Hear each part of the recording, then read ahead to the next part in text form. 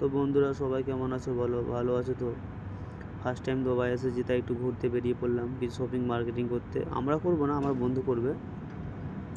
যাই হোক, এই সামনে যে গাড়িটা আছে, গাড়িটা কী গাড়ি বলো তোমরা কমেন্টে বলতে পারো, কেন যেহেতু গাড়িটার নাম আমি জানি না কী গাড়ি। আর এমনিতে যতই বড় গাড়ি থাক আর ছোট গাড়ি থাক, কেউ দেখবে না এখানে কেউ কাউকে দেখেই না। আমার বন্ধু আবার বলছে আমাকে কেমন লাগছে, আমি বলছি ভাই তুই তো হিরো, তোকে তো ভালো লাগবেই না।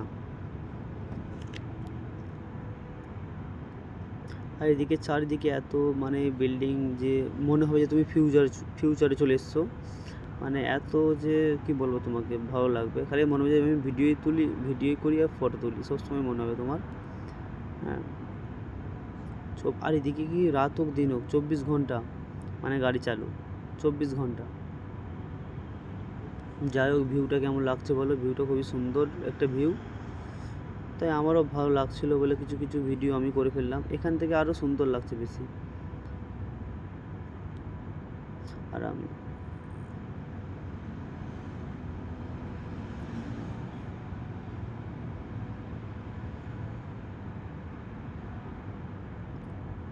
আর এমনিতেও বন্ধুরা, আজকালকার মেয়েদের বুঝতে পারছো তো, পায়ে ঠান্ডা লাগে না, গায়ে ঠান্ডা লাগে। এমনিতেও কাউকে কিছু বলার দরকার নেই, যা যা মন যাবে তাই করতেই পারে।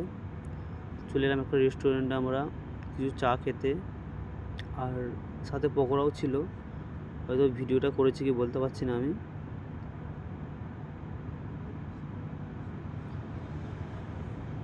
কেন ফার্স্ট টাইম আমি যেহেতু দুবাই এসেছি, আমাকে আরও বেশি সুন্দর লাগছে।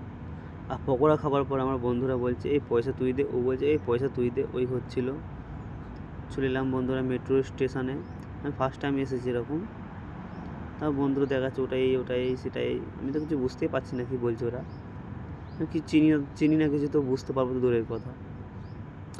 যাই হোক, মেট্রো চাপা শখ ছিল, হয়ে গেল। আমরা অনেক দূরে ছিলাম, 4-5টা স্টেশন পেরিয়ে এই মলটাতে। আমার বন্ধুরা কোনো কিছু কেউ জ্যাকেট নিল, কেউ অনেক কিছু নিল। আমি খালি দেখছি ভাই তোরা নে, খালি আমার এখন দরকার নেই, যেহেতু